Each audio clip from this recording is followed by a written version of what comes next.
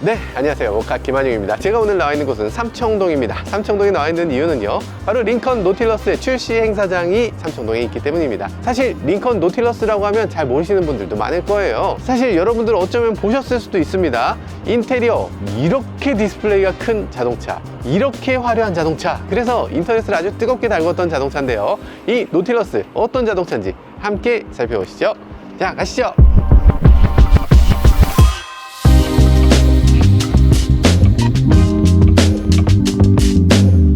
노틸러스 처음 들어본다고? 롤에서 봤다고? 롤에 있는 그 노틸러스 아니고요, 링컨의 노틸러스입니다. 옛날에는 MKX라고 불렸던 자동차죠. 풀체인지 노틸러스가 나오고 그로부터 한 4년 됐나? 근데 또 풀체인지가 나왔어요. 어떻게 이게 이렇게 됐나? 이런 얘기 오늘 간단히 살펴보도록 하겠습니다. 앞쪽에 램프 하나로 쭉 이어진 일자 램프, 와 라고 했는데 일자 램프 없네? 아니 그게 핵심인데 그게 없으면 어떡해? 딴 건 다 빠져도 되는데 일자 램프는 있어야지. 이거 없는 것 좀 이상하지 않습니까? 와, 충격. 우리나라 법규상 못 들어갔다고 해요. 우리나라 법규가 이렇게 힘듭니다. 사실 이 노틸러스라고 하는 자동차 지금 봤을 때 엄청 멋지긴 합니다. 오우야, 전체적으로 굉장히 멋진데 이전 세대의 노틸러스는 산타페나 소렌토 같은 그런 자동차였어요. 근데 요번에 전장이 엄청 길어지면서 이 차하고 대항할 수 있는 자동차는 제네시스 GV80 정도의 전장으로 늘어났습니다. 자, 그러면 GV80과 비슷하냐? 7천만 원대니까 가격이 비슷하다, 이 차급도 비슷하게 느껴진다, 이런 느낌이 저는 드는데요. 자, GV80하고 비슷한지 아니면 좀 부족한 부분이 있는지 이런 것들도 여러분이 봐주시면 좋을 것 같아요. 아, 이거 뭐냐고요? 아, 이거 눌러서 비밀번호로 차에 들어갈 수 있는 버튼이에요. 링컨 초창기부터 지금까지 계속 이걸 갖고 있죠. 키가 없어도 된다. 요즘은 사실 이런 거보다 그냥 핸드폰을 이용해서 스마트폰으로 그냥 들어갈 수 있으면 그게 훨씬 더 편하겠죠. 도어 손잡이 같은 경우는 이렇게 위쪽에 있는데 이게 처음 시작된 건 링컨 컨티넨탈이에요. 컨티넨탈은 사실 세단이잖아. 세단은 차가 낮다 보니까 이렇게 숙여서 여는 건 조금 럭셔리 자동차를 모시는 분한테 그렇게 맞지 않다는 거지. 그래서 이렇게 최대한 위쪽에다 올리는 게 링컨의 특징이었는데 SUV가 되면서 이걸 그대로 살려오니까 조금 이상하다는 느낌이 들긴 해요. 그리고 이게 잡아당기는 게 아니라 이 안에 있는 스위치 갖고 딸까닥 이렇게 열리니까 이것도 편한 점이고요. 근데 문을 닫을 때는 소프트 클로징이 없는 건 굉장히 이상하긴 합니다. 당연히 있어야지, 이 정도 급의 자동차면. 아, 이 차의 옆부분이 라인이 너무 예뻐요. 이렇게 손잡이가 있는 라인 이렇게 쭉 이어져 있고, 이거 사실 좀 랜드로버가 떠오르는 그런 디자인이거든요. 이전에 있었던 노틸러스는 뭔가 지나치게 요소가 많은 느낌이었는데 이제 딱 보니까 쫙 뻗어 있고 차가 길고 디자인이 정말 멋지게 새롭게 잘 만들어진 것 같습니다. 훨씬 낫죠. 아, 노틸러스 이 정도라면 다들 탐낼 만한 그런 디자인이라는 생각이 들어요. 제네시스 GV80이 우리나라에서는 엄청난 인기지만 미국에서는 그렇게까지 인기가 높진 않거든요. 이 링컨하고 비교했을 때 링컨은 컬세어, 노틸러스, 그리고 내비게이터 이런 식으로 이 세그먼트가 다양하게 풀라인업을 갖추고 있는 메이커인데 제네시스는 상대적으로 그런 다양한 SUV들이 없잖아요. GV70 다음에 GV80 그리고 나서 없으니까. 그러니까 제네시스가 상대적으로 미국에서 어려움을 겪고 있는 게 아닌가, 그런 느낌도 드는데 이 링컨 노틸러스 같은 경우는 미국에서 GV80보다 그래도 훨씬 더 많이 팔리는 메이커, 그리고 이 브랜드 자체도 훨씬 더 많이 알려진 브랜드라고 할 수 있습니다. 자, 뒷부분 트렁크를 한번 살짝 열어보면요, 네, 이런 식으로 잠깐, 이게 트렁크가 너무 넓잖아. 이게 이렇게 넓어요?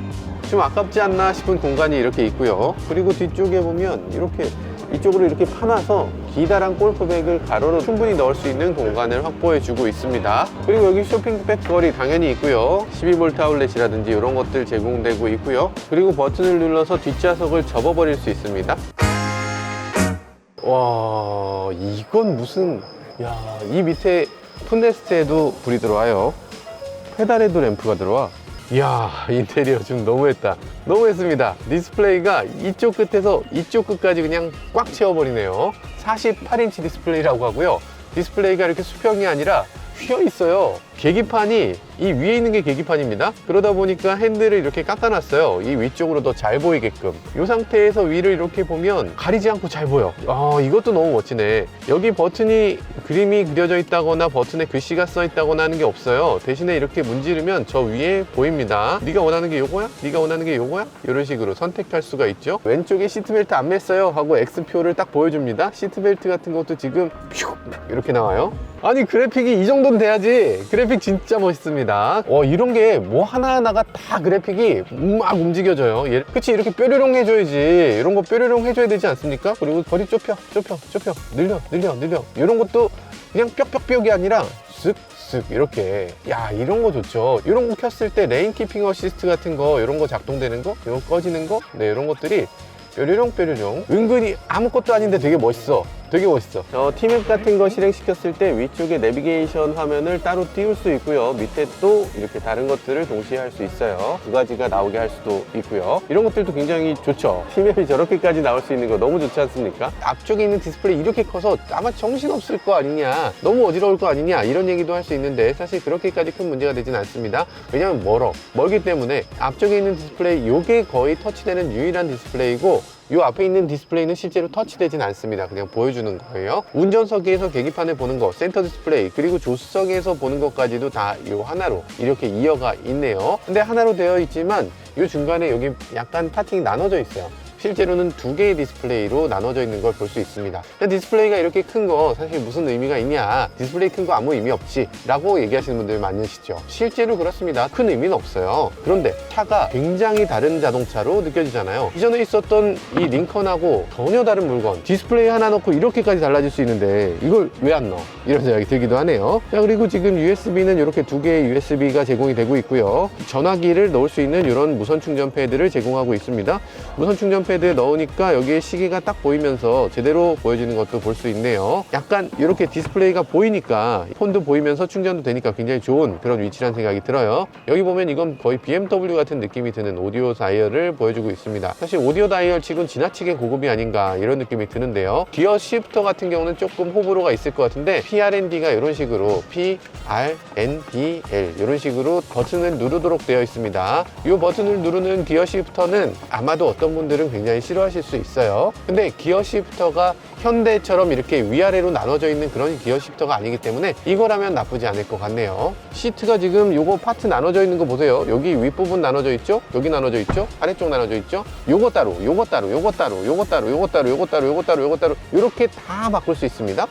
이렇게 각각을 따로따로 조절할 수가 있어요. 시트에 너무 지나치게 진심인 게 아닌가. 허리 요추 받침대를 지금 움직여주고 있어요. 허리를 몇 단계로 지금 구별해 주는 겁니까? 링컨이 이 시트를 22단계 정도로 구별해서 조절해 주죠. 보통 우리가 원하는 게 한 10웨이쯤 된다 그러면 한 22웨이 이 정도를 제공하고요. 스피커 우리가 한 17개쯤 필요하다 그러면 28개를 제공합니다.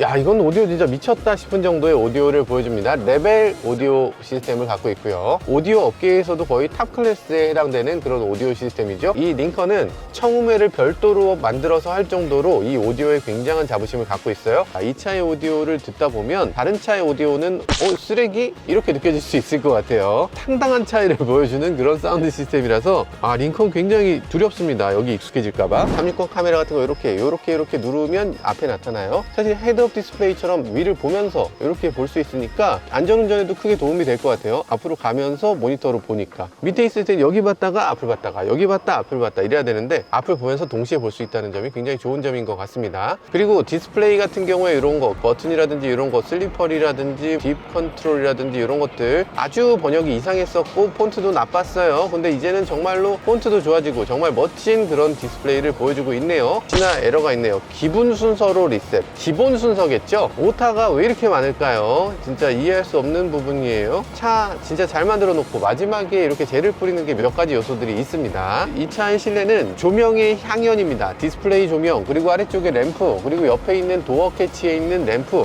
이런 것들이 정말 멋진 그런 인테리어 요소를 보여주고 있어요. 아무튼 굉장히 화려한 자동차. 이거를 타면 링컨을 잘 모르는 분들은 차가 한 1억짜리 되는 거 아니야? 라고 생각할 만한 그런 모습을 보여줍니다. 실제로 이 차 가격은 7천만 원대입니다. 싼데? 이런 느낌이 드는 그런 인테리어를 보여주고 있어요.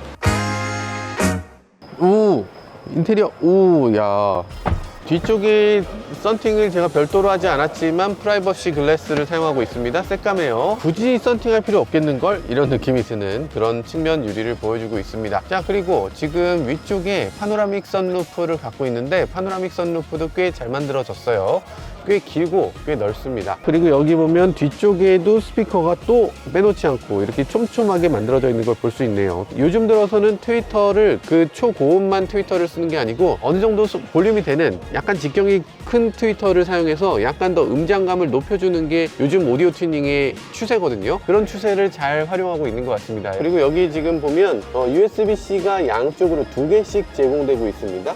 앞좌석에도 2개 제공되고 있는 걸 볼 수 있어요. 그리고 뒷좌석을 보면 이렇게 팔걸이도 별도로 마련되어 있는데 팔걸이가 뭐 그렇게 럭셔리는 아니지만 제대로 자리 잡고 있는 걸 볼 수 있네요. 열선 시트 같은 거 이렇게 제공되고 있고요. 근데 열선 시트는 제공되지만 통풍 시트는 제공되지 않습니다. 뒷좌석 송풍구 이렇게 제공되고 있지만 뒷좌석은 별도의 3존 에어컨을 사용하고 있지는 않아요. 그래서 뒤쪽의 에어컨은 앞좌석과 온도가 똑같이 세팅된다 이런 걸 볼 수 있고요. 그리고 또 슬라이딩이 어느 정도 됩니다. 이렇게 시트를 앞뒤로 움직일 수가 있어요. 짐을 더 많이 실을 수 있다는 얘기죠. 근데 뒤로 이렇게 했을 때도 이미 뒤에 공간이 너무 넓기 때문에 굳이 이렇게 슬라이딩 할 이유가 있을까 그런 생각이 들고요. 그리고 뒤쪽에 보면 시트가 이렇게 세워지거나 아니면 이렇게 눕혀지거나 조금 각도가 조절되는 걸 볼 수 있네요. 눕혔을 때 공간이 넉넉하냐? 어우, 넉넉합니다. 아, 시트 진짜 편안하네. 시트가 몸을 이렇게 딱 감싸서 정말 편안한 시트 뒷좌석을 보여줘요. 우리나라 자동차와 이 외국 자동차의 큰 차이가 하나 있습니다. 외국 자동차들은 이 시트에 앉았을 때 시트의 느낌이 어떠냐 가장 기본적인 걸 먼저 만드는 것 같고, 우리나라 자동차들은 거기 어떤 기능이 들어있냐 이런 것들을 먼저 보는 것 같아요. 그러니까 GV80은 이 차에 없는 것들을 많이 갖고 있죠. 예를 들면 뒷좌석에 에어컨 나오나? 나오죠. 3열 시트 있냐?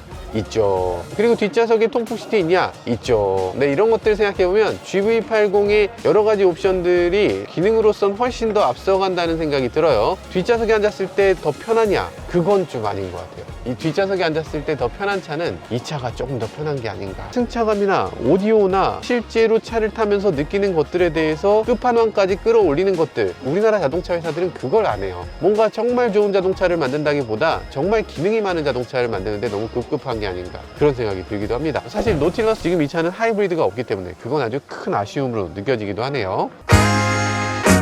우리 PD님이 그러시는데 흰색은 점점점 이러시는데 흰색은 그렇게 개성이 없어 보이네요. 차가 좀 갑자기 확 죽네. 선택하시면 큰일 날 것 같습니다. 흰색만은 피하세요. 흰색만 피하면 반은 한 것 같아요. 회사 브랜드를 보여주는 이 배지가 뭐 콜세어라든지 이전 노틸러스도 굉장히 화려했는데 근데 저게 저렇게 그냥 플라스틱으로 좀 섭섭하긴 합니다. 약간 요 느낌이 어떤 느낌이 드냐면 요게 시칼 느낌이 살짝 들어요. 그쵸? 이 정도면은 미친 인테리어가 아닌가 라고 생각되는 진짜 화려한 인테리어를 보여줍니다. 컬러, 와, 이게 베이지도 아니고 이게 브라운도 아니고 이게 무슨 컬러야 도대체. 크림색에 가까운 그런 컬러를 보여주는데 그냥 이 자체가 굉장히 비싼 물건을 보는 것 같이 비춰져요. 세 가지 방향제를 넣고 있는데 여기 숨겨져 있습니다. 이렇게 세 가지 방향제, 전용 카트리지를 넣을 수 있도록 만들어져 있어요. 카트리지 아주 편하게 이렇게. 이 차 타고서 리뷰하시는 분 중에 향이 좋네 어쩐네 말씀하신 분들은 뭔가 플라시보였을 겁니다. 실제로는 향이 다 막혀있어. 다 막혀있는데 이거 띄워야 돼. 띄워야지 향이 나는 거야. 이렇게 띄워야 돼. 많이 사용하시니까 2열에서 이 차가 지금 7,700만 원이거든요. 근데 그 중에 오디오가 1,700만 원이야. 그래서 6천만 원짜리 차로 생각됩니다. 이 정도 오디오면 1,700만 원 줘야 돼요. 진짜로 오디오 아무리 못해도 1,000만 원은 줘야 돼. 이건 1,000만 원 주면 6,700만 원짜리 차네. 그러면 납득되는데요. 그리고 그런 얘기들 하시는 분들 많습니다. 수입차는 깡통을 얘기하고 국산차는 왜 풀옵션을 얘기하냐 이렇게 얘기하시는 분들 계시던데 수입차는 깡통이 없습니다. 안타깝게도 수입차는 그냥 옵션이 하나야. 선택할 수가 없어. 가격을 비교하려면 국산차에서 풀옵션을 해야 그게 대충 비슷해집니다. 근데 어쨌든 옵션을 잘 맞추다 보면 제네시스 GV80하고 비교했을 때 거의 대등한 가격에 나올 수 있는 자동차로 생각됩니다. 슉!